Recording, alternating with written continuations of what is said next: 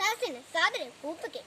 ബഹുമാനപ്പെട്ട അധ്യാപകരെ, പ്രിയ കൂട്ടുകാരെ, ഞാൻ ഇന്ന് പറയാൻ പോകുന്നത് ശിശുദിനത്തെ കുറിച്ചാണ്. ശിശുദിന ആഘോഷങ്ങളെ കുറിച്ച് അറിയുന്നതിന് മുമ്പ് ആരാണ് ഈ ചാച്ചാച്ചി, എന്നാണ് ഈ ശിശുദിനം? കൂട്ടുകാരെ, ഞാൻ പറയട്ടെ. സ്വതന്ത്ര ഇന്ത്യയുടെ ആദ്യ പ്രധാനമന്ത്രിയായിരുന്നു ജവഹർലാൽ നെഹ്റു. അദ്ദേഹത്തിന് കുട്ടികളെ വളരെ ഇഷ്ടമായിരുന്നു. കുട്ടികൾ സ്നേഹത്തോടെ അദ്ദേഹത്തെ വിളിച്ചത് ചാച്ചാജി എന്നാണ്. നവംബർ 14 നമ്മുടെ ചാച്ചാജിയുടെ ജന്മദിനമാണ്. ഈ ദിനമാണ് നമ്മൾ ശിശുദിനമായി ആഘോഷിക്കുന്നത്. അദ്ദേഹത്തെ കുറിച്ച് ഓർക്കുമ്പോൾ നമ്മുടെ മനസ്സിൽ തെളിഞ്ഞു വരുന്നത് ഗാന്ധി തൊപ്പിയും കോട്ടും സ്നേഹത്തിന്റെ അടയാളമായ ചുവന്ന റോസാപ്പൂവ് തിരുതൂവി നിൽക്കുന്ന നമ്മുടെ സ്വന്തം ചാച്ചാജിയാണ്. അദ്ദേഹത്തോടുള്ള സ്നേഹം സൂചകമായി നാം നടത്താനുള്ള ലാളിത്യത്തിൽ എത്രയോ കുട്ടികളാണ് അദ്ദേഹത്തെ പോലെ വേഷമണിഞ്ഞ് പോകാറുള്ളത്. അംഗനവാടി മുതൽ സ്കൂൾ തലം വരെ എല്ലാവരും ശിശുദിനം ആഘോഷിക്കും.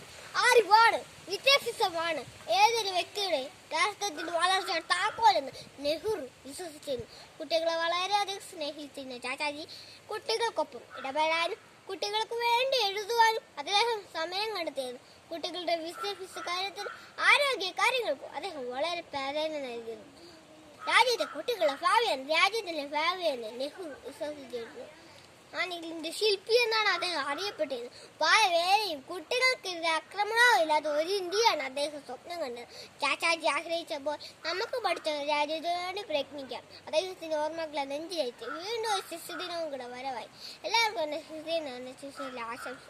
ജയ് ജയ് ചാച്ചാജി, ജയ് ജയ് ശിശുദിനം. നന്ദി, നമസ്കാരം.